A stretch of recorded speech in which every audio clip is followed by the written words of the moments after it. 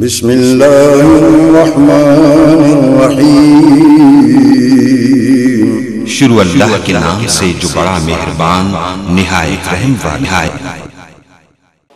صلی اللہ علیہ وسلم۔ اعوذ باللہ من الشیطان الرجیم یا ایہا الذین آمنوا اتقوا اللہ حق تقاته ولا تموتن الا وانتم مسلمون یا ایہا الناس اتقوا ربکم الذی خلقکم من نفس واحدہ وخلق منها زوجها وبث منهما رجالا كثيرا ونساء واتقوا الله الذي تساءلون به والأرحام إن الله كان عليكم رقيبا يا أيها الذين آمنوا اتقوا الله وقولوا قولا سديدا يصلح لكم أعمالكم ويغفر لكم ذنوبكم ومن يطع الله ورسوله فقد فاز فوزا عظيما أما بعد فإن خير الحديث كتاب الله وخير الهدي هدي محمد صلى الله عليه وسلم وشر الأمور محدثاتها وكل محدثة بدعة وكل بدعة ضلالة وكل ضلالة في النار فأعوذ بالله من الشيطان الرجيم بسم الله الرحمن الرحيم من المؤمنين رجال صدقوا ما عاهدوا الله عليها فمنهم من قضى نحبه ومنهم من ينتظر وما بدلوا تبديلا رب اشرح لي صدري ويسر لي أمري واحلل عقدة من لساني يفقهوا قولي۔ محترم بھائیو، بزرگوں، دوستوں، معززات، ماؤں، بہنوں اور بیٹیوں، میں بیان کر رہا تھا اسلام کیسے پھیلا۔ نبی کریم صلی اللہ علیہ وسلم کی جد و جہد، آپ کی قربانیاں، آپ کی جماعت، صحابہ اکرام رضوان اللہ علیہم اجمعین کا اس مشکل دور میں اسلام قبول کرنا، پھر اس پہ ثابت رہنا، پھر ہجرتیں کرنا، یہ ہم بیان کر رہے تھے۔ آج اس سلسلے میں تیسرا جمعہ ہے، تیسرے دور میں ہم پہنچے تھے۔ اسلام مکہ المکرمہ سے نکل کر اطراف میں پھیل رہا ہے۔ نبی کریم صلی اللہ علیہ وسلم طائف میں گئے، نبی کریم صلی اللہ علیہ وسلم نے جو درخت لگایا اور جو روشنی آپ پھیلا رہے تھے، اس کی کرنیں مکہ سے اب باہر نکل رہی ہیں، وہ طائف میں بھی جا رہی ہیں، وہ مکہ کے ارد گرد جو بستیاں ہیں وہاں بھی جا رہی ہیں، وہ مدینہ بھی پہنچی ہیں، مدینہ کے ارد گرد جو بستیاں ہیں وہاں تک بھی وہ شعائیں، وہ کرنیں پہنچ رہی ہیں۔ لوگ جوک در جوک اسلام لا رہے ہیں، آ رہے ہیں، قربانیاں دے رہے ہیں۔ جب ان واقعات کو میں پڑھتا ہوں اور آپ کے سامنے رکھتا ہوں تو اندازہ ہوتا ہے کہ اس دور میں اسلام قبول کرنا کتنا مشکل تھا، اور نبی کریم صلی اللہ علیہ وسلم کے صحابہ نے کتنی قربانیاں دی ہیں، تب جا کر یہ اسلام ہم تک پہنچے۔ آج بھی ایک لمبی داستان میں نے چھیڑنی ہے، آپ کو سنانی ہے۔ صحابہ کی قربانیاں، صحابہ کے تذکرے، نبی کریم صلی اللہ علیہ وسلم کی محنت ہے۔ جب آپ نے اس اسلام کو پھیلانا شروع کیا نا، تو پھر کوئی موقع بھی آپ جانے نہیں دیتے تھے۔ اسلام مکہ سے باہر نکل جائے، لیکن نبی کریم صلی اللہ علیہ وسلم مکہ کے اندر بھی کوئی موقع ضائع نہیں جانے دیتے۔ حج کا موقع آ رہا ہے، مختلف قبائل آ رہے ہیں، مختلف لوگ آ رہے ہیں، دور دراز سے آ رہے ہیں۔ نبی کریم صلی اللہ علیہ وسلم ہر ایک کے پاس جاتے ہیں، ہر خیمے میں جاتے ہیں، ہر قبیلے کے پاس جاتے ہیں، ہر فرد کے پاس جاتے ہیں، دعوت دیتے ہیں۔ چنانچہ قبائل بھی مسلمان ہو رہے ہیں اور لوگ بھی جوک در جوک مسلمان ہو رہے ہیں۔ ایک آدمی ہے، وہ مدینہ کے ارد گرد رہتا ہے۔ اس نے جب نبی کریم صلی اللہ علیہ وسلم کا تذکرہ سنا، جب اسلام کی باتیں سنی، تو اس نے اپنے بھائی کو مکہ المکرمہ بھیجا کہ جاؤ ذرا تفصیل لے کے آؤ، وہ اسلام کیا ہے جس کی تبلیغ ہو رہی ہے، اور وہ نبی صلی اللہ علیہ وسلم کون ہے؟ ذرا ان کے پاس بیٹھ کے آؤ، ان کو مل کے آؤ، یہ چیزیں پتہ کر کے آؤ، تھوڑی سی تفصیل لے کے آؤ۔ وہ بندہ مکہ المکرمہ آتا ہے، یہاں آ کر اس کو پتہ چلتا ہے یہاں تو پابندیاں ہی بڑی ہیں، یہاں تو اسلام کا پتہ کرنا ہی بڑا مشکل ہے، یہاں تو اس نبی صلی اللہ علیہ وسلم سے ملنے ہی نہیں دیا جاتا۔ ابھی مکہ کی حدود شروع ہوتی ہے، لوگ کہنا شروع کر دیتے ہیں اس سے ملنا نہیں، اس سے مل نہیں سکتے، پابندیاں اتنی ہیں۔ یہ کچھ دن مکہ رہتا ہے، لیکن تھوڑی سی تفصیل لے کر واپس چلا جاتا ہے، جا کر اپنے بھائی کو بتاتا ہے کہ مجھے تو کوئی زیادہ تفصیل نہیں ملی اسلام کے بارے میں، نبی کریم صلی اللہ علیہ وسلم کے بارے میں۔ وہ سیٹسفائیڈ نہیں ہوتے، وہ کہتے ہیں چلو میں خود جاتا ہوں۔ لیکن یہ بھائی کہتا ہے بھائی تم جا تو رہے ہو، لیکن احتیاط کرنا، وہاں لوگ اسلام کے دشمن ہیں، اس نبی کے دشمن ہیں، ملنے نہیں دیتے، اس لیے بڑی احتیاط کے ساتھ ملنا پڑے گا، وگرنہ نقصان ہو سکتا ہے۔ یہ زیادہ راہ ساتھ لیتے ہیں، مکہ المکرمہ آ جاتے ہیں، سکونت اختیار کرتے ہیں حرم پاک میں، کیونکہ حرم پاک سنتر ہے، وہاں سکونت بھی ملتی ہے، وہاں سکون بھی ملتا ہے۔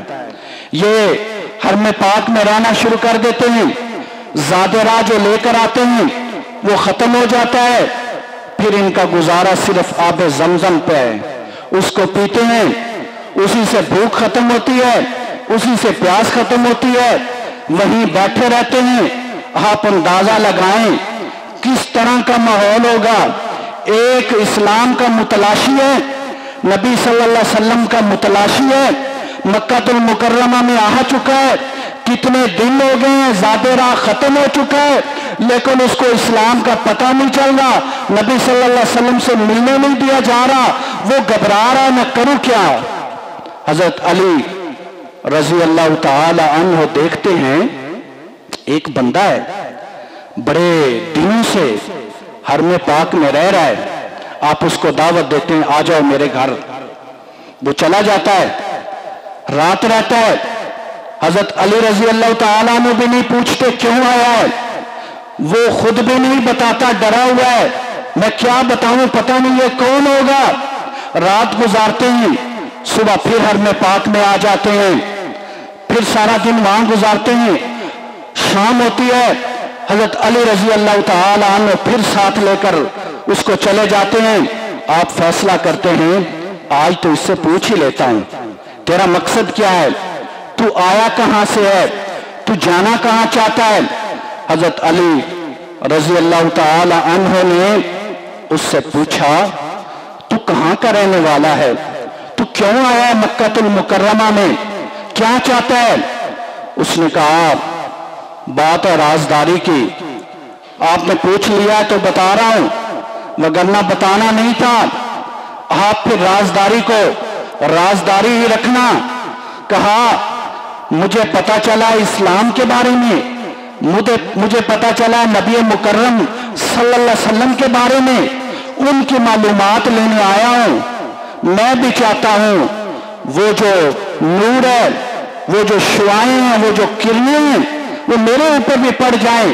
इस शौक और ज़ौक के साथ में यहां आया हूं। हजरत अली रजी अल्लाह ताला अन्हु फरमाते हैं, तू सही जगह पे आ गया है। वो उस आदमी को नबी करीम सल्लल्लाहु अलैहि वसल्लम के पास ले जाते हैं। नबी सल्लल्लाहु अलैहि वसल्लम को मिलता है, दिल तो पहले नरम हो चुका है, इस्लाम का मुतलाशी है। नबी सल्लल्लाहु अलैहि वसल्लम की महफिल में बैठता है, सहाबा के जज्बे देखता है, नबी का कुरान सुनता है, वही इस्लाम कबूल कर लेता है। इस्लाम कबूल करने के बाद अगले दिन वो आदमी क्या करता है, ये देखिए, ये इस्लाम तब्दीली लाता है। गौर करना मेरी इस गुफ्तगू पे। अगले दिन वो आदमी क्या करता है, वो जाता है हरमे पाक, और हरमे पाक पे जाकर नबी करीम सल्लल्लाहु अलैहि वसल्लम उसे कहते हैं, तुम अपने वतन वापस चले जाओ, इस इस्लाम को पोशीदा रखना, हालात तंग है मक्का के। वो आदमी क्या करता है, वो हरमे पाक जाता है और वहां खड़े होकर सारे सरदारों के सामने वो कहता है, अशहदु अल्ला इलाहा इल्लल्लाह व अशहदु अन्ना मुहम्मदर रसूलुल्लाह सल्लल्लाहु अलैहि वसल्लम। हाय, ये आदमी जो इतने दिन मक्का में रह रहा है, पूछ भी नहीं रहा किसी से, डर रहा इतना ज्यादा, ये क्या तब्दीली इसके अंदर आई है कि एक रात गुजरी है कि वो इतना बहादुर हो गया है, उसके पास इतनी जुर्रत आ गई है।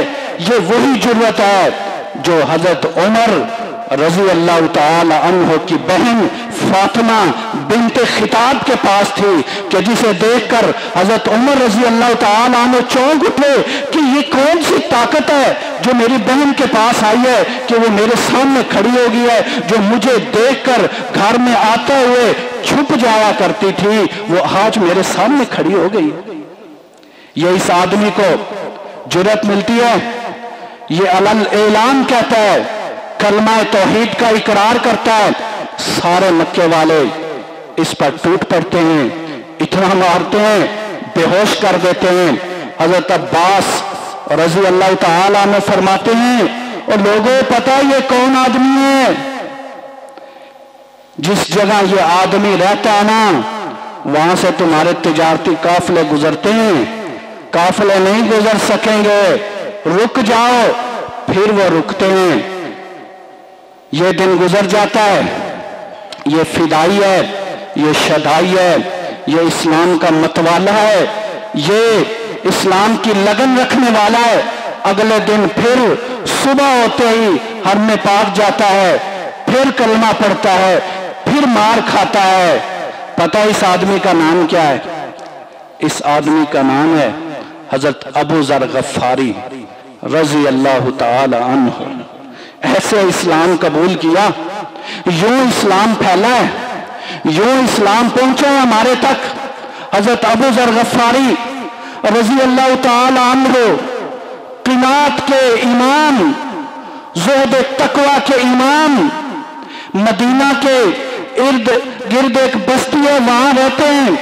नबी सल्लल्लाहु अलैहि वसल्लम इससे बड़ा प्यार करते हैं।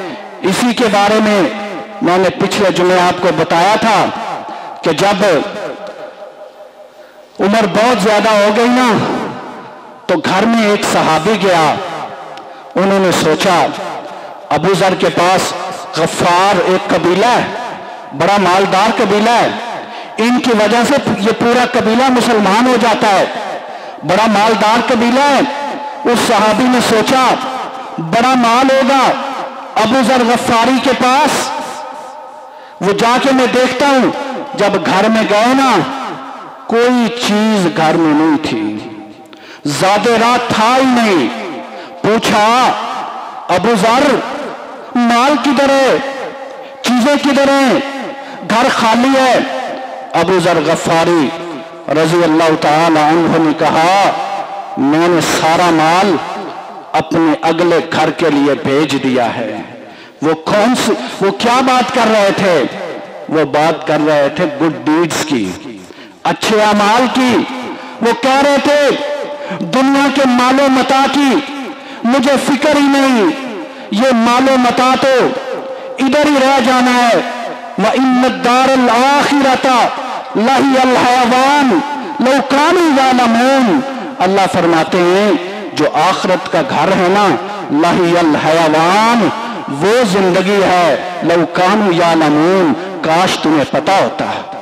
اللہ تعالیٰ نے اس دنیا میں یہ جو ہمارا سٹے ہے نا، یہ جو 50 سال 60 سال 70 سال کی زندگی ہے، ہم اس کو زندگی کہہ رہے ہیں، اللہ تعالیٰ اس کو زندگی کہتے ہی نہیں۔ اللہ کہتے ہیں لَهِيَ الْحَيَوَانُ، جو آخرت کی ہے نا زندگی، آخرت کا گھر، وہ تمہاری زندگی ہے، کاش تمہیں پتا ہوتا۔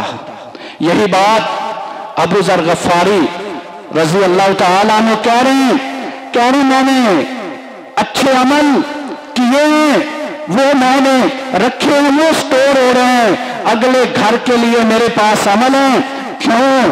وہ کیوں یہ کہہ رہے تھے؟ جب ہم نے اس دنیا سے جانا ہے، ہمارا مال و متاع ادھر، جو ہی فوت ہوئے ڈیڈ باڈی لقب پڑ جائے گا، ہم مردہ ہو گئے، سکت کوئی نہیں، پیسہ وہیں ختم، جو ہمیں کفن ملنا ہے اس کی جیب کوئی نہیں، پھر ہمیں دفنایا جائے گا، قبر پہ مٹی ڈالی جائے گی، اس کے بعد ہمارے رشتہ دار بہن بھائی بیوی بچے وہ بھی چھوڑ کے آ جائیں گے، ہم قبر میں اکیلے ہوں گے۔ وہ ہے گھر جس کی ابو ذر غفاری رضی اللہ تعالیٰ میں بات کر رہے ہیں، وہاں کس چیز میں کام آنا ہے؟ وہاں آپ کے گڈ ڈیڈز۔ فمن کان یرجو لقاء ربہ فلیعمل عملا صالحا، جو یہ چاہتا ہے نا میں اپنے رب سے ملاقات کروں، ملاقات کا شوق رکھتا ہے، پھر وہ عمل صالح کر لے۔ ابو ذر غفاری رضی اللہ تعالی عنہ یہ اسلام کا وہ ستارہ ہے، نبی صلی اللہ علیہ وسلم اس سے بڑی محبت کرتے ہیں۔ جنگ تبوک ہے، آپ نے فرمایا اس جنگ میں سب نے نکلنا ہے۔ قرآن کہتا ہے انفروا خفافا وثقالا، اس جنگ میں نکلنا ہے، چاہے تم ہلکے ہو، چاہے تم بھاری ہو، چاہے امیر ہو، چاہے غریب ہو، چاہے مسکین ہو، تمہارے پاس کچھ ہے یا نہیں ہے، جس طرح بھی ہے، فصلیں پکی ہوئی ہیں، گرمی کا موسم ہے، 600 سے 700 کلومیٹر کا سفر ہے، سواریاں ہے نہیں، ایک ایک سواری پہ 10 صحابہ بیٹھ رہے ہیں، لیکن نبی کریم صلی اللہ علیہ وسلم کہہ رہے ہیں سب نے نکلنا ہے۔ ابو ذر غفاری بھی نکلا ہے، لیکن کیا ہوا؟ رستے میں سواری اونٹنی کمزور ہے، وہ تو جانور ہے، بیٹھ گئی۔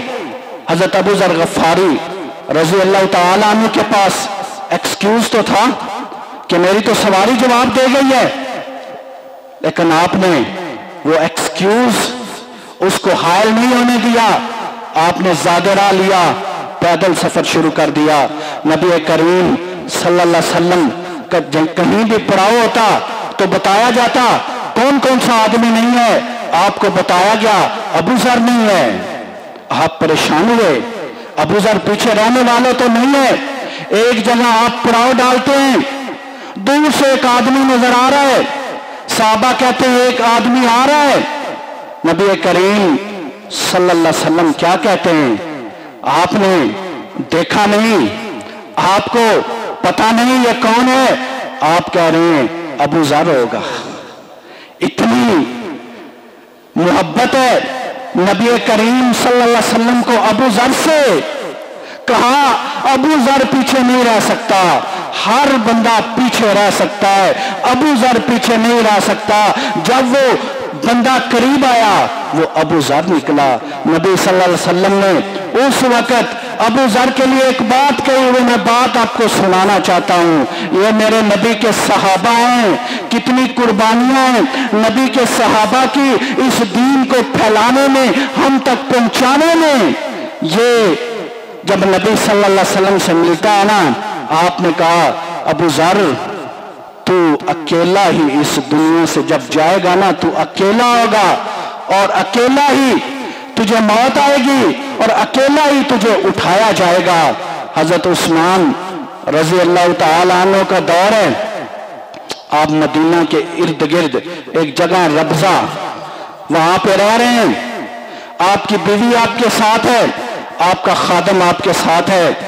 جب آپ کو معلوم ہوا کہ اب دنیا سے جانے کا وقت ہو گیا، اپنی بیوی کو اپنے خادم کو وصیت کرتے ہیں، مجھے نہلا کر کفن دے کر میرا جو جنازہ ہے نا، میری جو ڈیڈ باڈی ہے وہ راستے میں رکھ دینا، شارع عام پہ رکھ دینا، جب کوئی قافلہ آئے نا اسے بتا دینا یہ ابو ذر غفاری صحابی رسول کا جنازہ ہے۔ حضرت عبداللہ بن مسعود رضی اللہ تعالیٰ عنہ فرماتے ہیں میں وہاں سے گزرا، وہ عراق سے آ رہے تھے، عمرہ کرنے مکہ جا رہے تھے، مجھے خادم نے بتایا، جب میں نے پوچھا یہ کون ہے، بتایا گیا یہ فوت ہو گئے، یہ جنازہ ہے، یہ صحابی رسول ہے، ابو ذر غفاری ان کا نام ہے۔ کہتے ہیں میں رو دیا۔ عبداللہ بن مسعود رضی اللہ تعالیٰ عنہ فرماتے ہیں کہ مجھے اس خادم نے بتایا کہ ان کی وصیت تھی میری ڈیڈ باڈی اس طرح رکھ دینا، کوئی قافلے والا آئے اسے کہنا میرا جنازہ پڑھا کر مجھے دفنا دے، دفنانے میں تیری مدد کر دے گا۔ انہوں نے جنازہ پڑھایا، دفنا دیا۔ عبداللہ بن مسعود رضی اللہ تعالی عنہ فرماتے ہیں میں کہیں بھی بیٹھتا تھا میں ابو ذر کے موت کا ضرور تذکرہ کرتا تھا، اور مجھے نبی کریم صلی اللہ علیہ وسلم کی وہ بات یاد آ جاتی تھی جو تبوک کے موقع پر آپ نے کہی تھی کہ ابو ذر کی موت تنہائی میں ہوگی۔ ابو ذر رضی اللہ تعالی عنہ یہ مکہ میں آ کر مسلمان ہوتے ہیں، پھر وہاں رکتے نہیں ہیں، یہ جاتے ہیں واپس، یہ یثرب میں جاتے ہیں، اسلام پھیلاتے ہیں۔ نبی صلی اللہ علیہ وسلم کے پاس جو آیا وہ ستارہ بن گیا، وہ پھر ستارہ وہیں رکا نہیں، وہ اپنے علاقے میں گیا، روشنی اپنے ساتھ لے کے گیا، وہاں جا کے اس نے تبلیغ کی۔ ابو ذر نے تبلیغ کی، پورا قبیلہ مسلمان ہوا، مدینہ میں بھی اسلام پھیل رہا ہے، لوگ جوک در جوک مسلمان ہو رہے ہیں۔ وہ نبی کریم صلی اللہ علیہ وسلم کے پاس آتے ہیں، کیا کہتے ہیں نبی صلی اللہ علیہ وسلم کو؟ کہتے ہیں اب لوگ وہاں بھی کافی مسلمان ہو گئے، مدینے میں اسلام پھیل رہا ہے، تو ہمیں کوئی دائی دے دیں جو وہاں جا کر اسلام پھیلائیں۔ نبی کریم صلی اللہ علیہ وسلم نے اسلام کا پہلا سفیر بھیجا ہے، مکہ المکرمہ سے مدینے ایک دائی جا رہا ہے، اسلام کا پہلا سفیر ہے، نام اس کا مصعب بن عمیر ہے رضی اللہ تعالی عنہ۔ یہ شہزادہ ہے، شہزادہ۔ نبی کریم صلی اللہ علیہ وسلم نے مکے کا سب سے قیمتی نوجوان، سب سے بہترین نوجوان، سب سے خوبصورت نوجوان وہ مدینے میں بھیجا ہے اسلام کی تبلیغ کے لیے۔ حضرت مصعب بن عمیر رضی اللہ تعالی عنہ بہت ہی مالدار تھے، ان کی والدہ بہت پیسے والی تھی، والد تو بچپن میں فوت ہو گئے، والدہ بہت پیسے والی تھی۔ جب پتہ چلا مصعب بن عمیر نے اسلام قبول کر لیا ہے، اولین لوگوں میں سے تھے جنہوں نے اسلام قبول کیا ہے، والدہ نے کہا سب کچھ چھین لوں گی، اور سب کچھ چھین لیا، اور کپڑے تک انہوں نے چھین لیے۔ حضرت مصعب بن عمیر رضی اللہ تعالی عنہ نے کوئی پرواہ نہیں کی، سارا کچھ دے کر چلے گئے۔ نبی کریم صلی اللہ علیہ وسلم کے پاس متعدد بار ایسا ہوا، نبی صلی اللہ علیہ وسلم نے مصعب بن عمیر کے بارے میں کہا، مصعب یہ وہ شہزادہ ہے برانڈڈ جوتی پہنتا تھا، اس دور کی برانڈڈ جوتی مصعب بن عمیر پہنتا تھا، اس دور کا برانڈڈ سوٹ مصعب بن عمیر پہنتا تھا، اس دور کی برانڈڈ خوشبو مصعب بن عمیر لگاتا تھا۔ نبی کریم صلی اللہ علیہ وسلم کہتے تھے اسلام سے پہلے مصعب کے بڑے اچھے حالات تھے، لیکن اسلام کی وجہ سے اس کے یہ حالات ہوئے ہیں۔ نبی صلی اللہ علیہ وسلم نے اس مصعب بن عمیر شہزادے کو مدینہ المنورہ اسلام کا سفیر بنا کر بھیجا ہے، اور پتہ ہے ایک سال میں مصعب بن عمیر نے کتنے لوگوں کو مسلمان کیا ہے؟ 75 لوگوں کو، 75 لوگوں کو مصعب بن عمیر نے ایک سال میں مسلمان کیا ہے۔ اگلے سال آپ واپس آئے ہیں مکہ نبی صلی اللہ علیہ وسلم کو ملنے، 75 مسلمانوں کو ساتھ لے کر آئے ہیں، کارگزاری سنانے آئے ہیں۔ سال گزر گیا ہے، سال میں کیا کیا؟ نبی صلی اللہ علیہ وسلم کو واقعات سنا رہے ہیں کہ یہ ہوا، اس طرح سے میں نے تبلیغ کی، یوں لوگ مسلمان ہوئے۔ جب ان کی والدہ کو پتا چلا نا میرا بیٹا آ رہا ہے، تو والدہ نے سوچا میرا بیٹا پہلے مجھے ملے گا، اپنے نبی کے پاس بعد میں جائے گا، لیکن مصعب کے تو ذہن میں بھی نہیں تھا کہ میری کوئی والدہ بھی ہے۔ مصعب اپنی نبی کے پاس جاتا ہے، کارگزاری سناتا ہے، والدہ پیغام بیچتی ہے، مصعب میں تیرا انتظار کر رہی ہوں، پہلے مجھے مل لیتا۔ کہا یہ ہو ہی نہیں سکتا، پہلے اپنے نبی کو ملوں گا، بعد میں تیرے پاس آؤں گا۔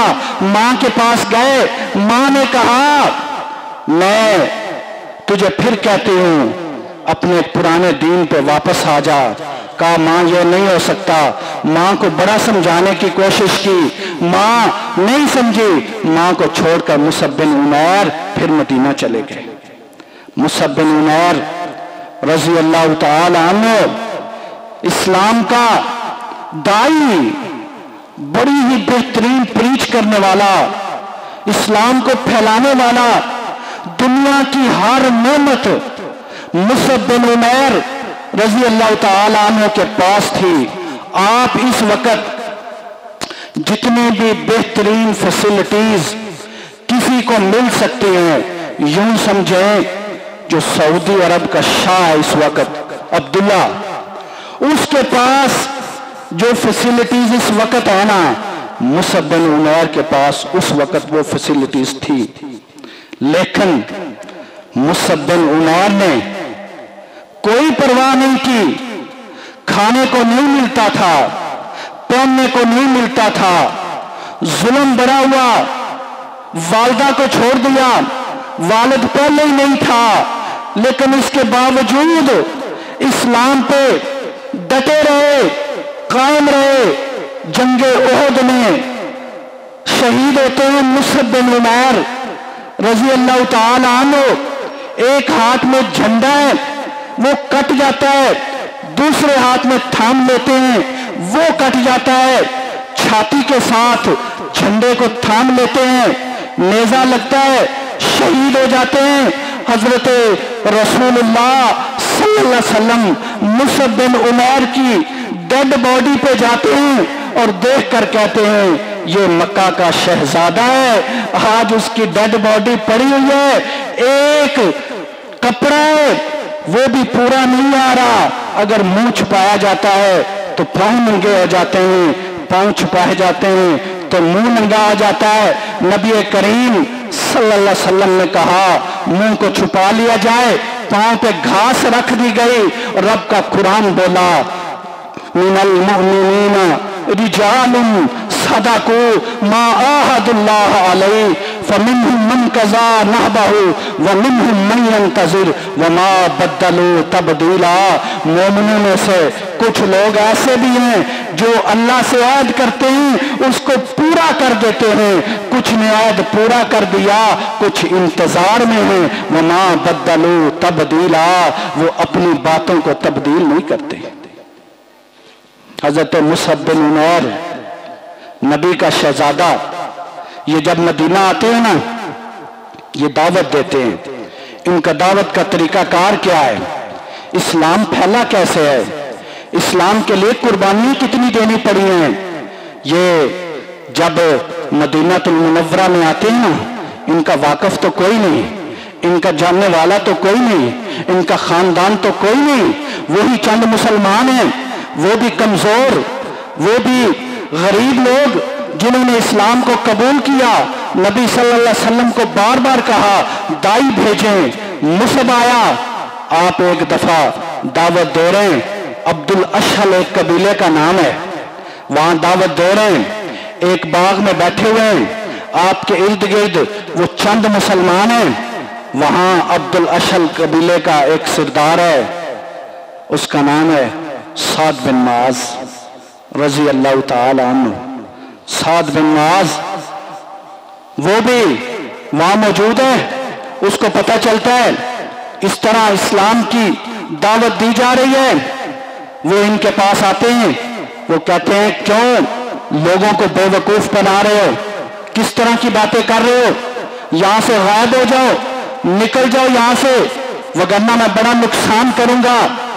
حضرت مصعب بن عمیر رضی اللہ تعالیٰ عنہ اسے کہتے ہیں آپ نے اپنی بات کر لی نا، ذرا میری بات بھی سن لو، میں نے تمہاری بات سنی ہے نا، میں تمہارا مہمان ہوں، مکہ سے آیا ہوں، رسول اللہ صلی اللہ علیہ وسلم نے بھیجا ہے، سفیر اسلام ہوں، میری بات تو سن لے، تیری مرضی، ماننا چاہے تو مان لے، نہ مانے تیری مرضی، لیکن بات تو سن لے۔ سعد بن معاذ خود یہ واقعہ بیان کرتے ہیں، کہتے ہیں میں نے کہا چلو بات تو سن لیتا ہوں۔ جب بیٹھ گئے نا، حضرت مصعب بن عمیر رضی اللہ تعالی عنہ نے قرآن پڑھنا شروع کیا۔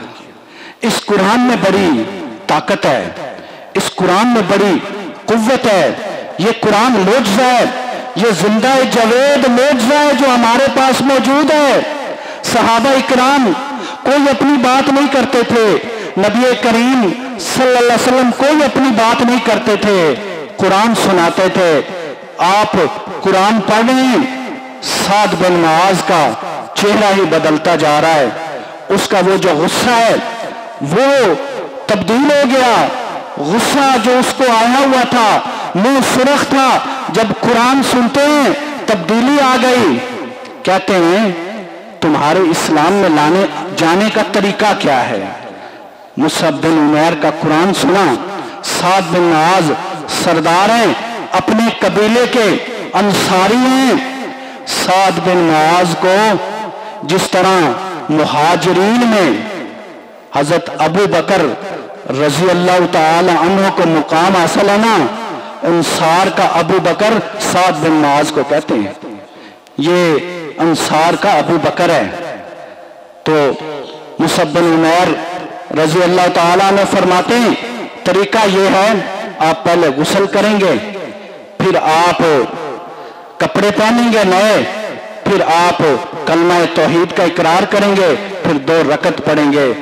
حضرت سعد بن معاذ نے ایسے ہی کیا، مسلمان ہو گئے، اپنے قبیلے والوں کے پاس واپس جاتے ہیں، قبیلے والے کو کہتے ہیں سارے لوگوں کو اکٹھا کر کے کہ میرے بارے میں تمہاری کیا رائے ہے؟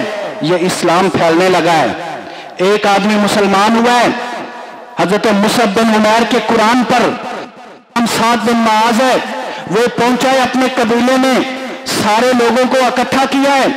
یہ ہمیں درس ہے، جس چیز کی سمجھ آ جائے اسے پھیلانا ہے۔ وَتَوَاصَوْا بِالْحَقِّ، اس پہ ہماری ڈسکشن چل رہی ہے، تیسرا جمعہ ہے، حق پھیلانا ہے۔ جس چیز کی اللہ تعالیٰ نے آپ کو سمجھ دیا ہے، اپنے خاندان والوں کو، اپنے دوستوں کو، قریبی رشتہ داروں کو بتانا ہے۔ آج سعد بن معاذ کو سمجھ آ گئی ہے، قبیلے والے کے پاس پہنچے ہیں، انہیں اکٹھا کیا ہے، انہیں کہتے ہیں میرے بارے میں آپ کا کیا خیال ہے؟ وہ کہتے ہیں آپ अक्लमंद हैं, बेहतरीन आदमी हैं, आप तो हमारे सरदार हैं। तो कहते हैं शाम तक जिसने अल्लाह और उसको रसूल की बात ना मानी मेरा उससे कोई ताल्लुक नहीं। शाम तक सारे कबीले वाले मुसलमान हो जाते हैं। यूं इस्लाम फैला है। ये साद बिन मुआज हैं, जंगे बदर में भी हिस्सा लेते हैं, जंगे ओहद में भी हिस्सा लेते हैं, जंगे खंदक में ये जख्मी हो जाते हैं। इनकी एक वेन जो है वो फट जाती है, खून बह रहा है। नबी करीम सल्लल्लाहु अलैहि वसल्लम को पता चलता है, आप खुद आकर मरहम पट्टी करते हैं, खून रुक जाता है। लेकिन साद बिन मुआज रज़ी अल्लाह तआला अन्हु को पता चल जाता है अब मेरे दिन थोड़े हैं, आप एक दुआ करते हैं। मोमिन की जो दुआ है ना वो अल्लाह कबूल जरूर करता है। आप दुआ करते हैं, क्या दुआ करते हैं?